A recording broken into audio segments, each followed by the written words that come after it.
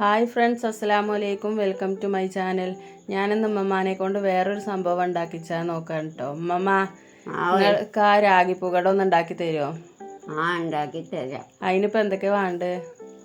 അതിനൊരു തുള്ളി വെള്ളം അടുപ്പത്തെ വെള്ളക്കയിൽ വെക്കുക, ഗ്ലാസ് പൊടി, ഒരു ഗ്ലാസ് വെള്ളം, ഒരു വെള്ളക്കയിൽ വെള്ളം, ഒരു ഗ്ലാസ് പൊടി. അത് വെള്ളം തിളക്കുമ്പോഴേക്ക് ഞാൻ ഈ തേങ്ങ ഇന്ന് ചിരണ്ടട്ടെ. ഇങ്ങനെ ചിരണ്ടുമ്പോഴേക്ക് ഞാൻ പൊടിയും എടുത്തുകൊണ്ടിരിക്കും. തേങ്ങ ചിരകൽ കഴിഞ്ഞിരിക്കുന്നു. ഞാൻ പൊടി ഒരു ഗ്ലാസ് അളന്നെടുക്കട്ടെ.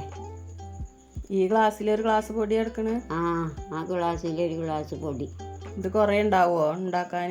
കുറേ ഒന്നും ഉണ്ടാവില്ല, എന്നാലും കുറച്ചൊക്കെ ഉണ്ടാവും. വെള്ളം തിളക്കുന്നുണ്ട്. ആ ഇപ്പ് ഇങ്ങോട്ട് എടുത്താൽ നുള്ളിപ്പിടട്ടെ. പൊടി ഇട്ടിട്ട് ഞാൻ നന്നായിട്ടൊന്ന് ഇളക്കി വാട്ടട്ടെ. ആ തിരിച്ച് ലേശമൊന്ന് കുറയ്ക്കേ കരിയുള്ളൂ.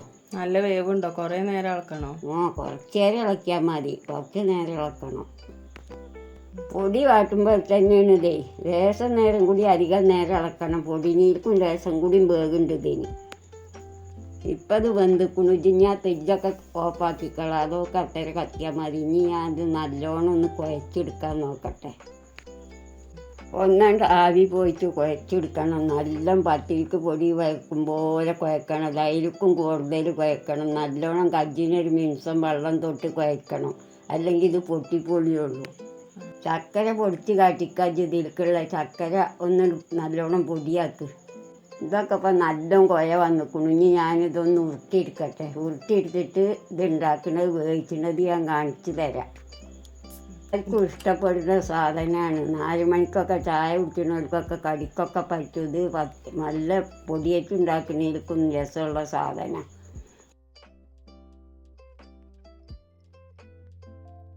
ഓന് തേങ്ങയും ചക്കരയും ഇടണം. നല്ല ചക്കരയും തേങ്ങ ഇട്ടാൽ കടിച്ചുമ്പോൾ നല്ല രുചി ഉണ്ടാവുകയുള്ളൂ. അതിന് നല്ല തേങ്ങയും ചക്കരയും ഇട്ടിട്ടാണ് ഇത് ഉണ്ടാക്കുക.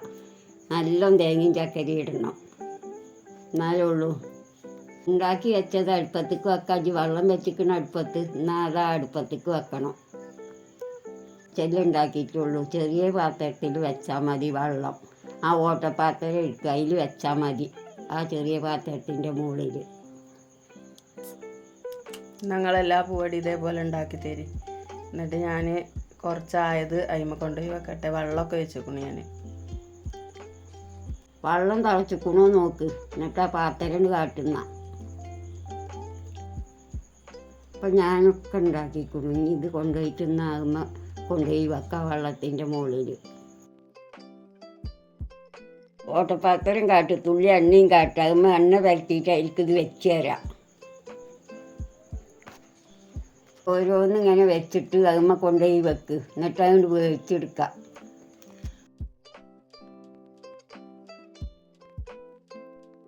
മൂടി നിൽക്കുന്ന ഒരു പാത്രം അതിൻ്റെ മുകളിൽ വെക്ക്. അല്ലെങ്കിൽ ആവിയൊക്കെ പുറത്ത് പോകും. നല്ലോണം ആവി പോകാത്ത ചെരുക്കടക്ക്. നല്ല മൂടുന്ന പാത്രം കൊണ്ട് അടച്ചേക്ക്. ആവി പുറത്ത് പോകാത്ത, അതിങ്ങോട്ട് ആവി പോകാത്ത ചെരുക്കടച്ച് വെക്ക്. തുറന്നു നോക്കാം. വെന്തിട്ടുണ്ടാവും. ഇപ്പം അതൊക്കെ ഒന്ന് നോക്ക്. ഇങ്ങോട്ടൊരു പാത്രത്തിലേക്ക് ഇട്ടാൽ മതി. വെന്തിക്കണോ നോക്കാം. അപ്പോൾ വെന്തിട്ടുണ്ടാവും. ഇപ്പം അതൊക്കെ ഒന്ന് തൊടാതെ ഇങ്ങനെ കിട്ടുന്നുണ്ട്. ഇനി ഒരു പാത്രത്തേക്ക് ഇട്ടോക്കാണി അത്.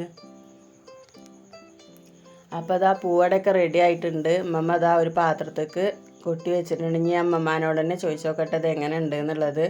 അമ്മമ്മ ഒന്ന് ടേസ്റ്റ് നോക്കണുണ്ട്. അമ്മമ്മ എങ്ങനെ ഉണ്ട് ഇത്? നല്ല രസമുണ്ട്.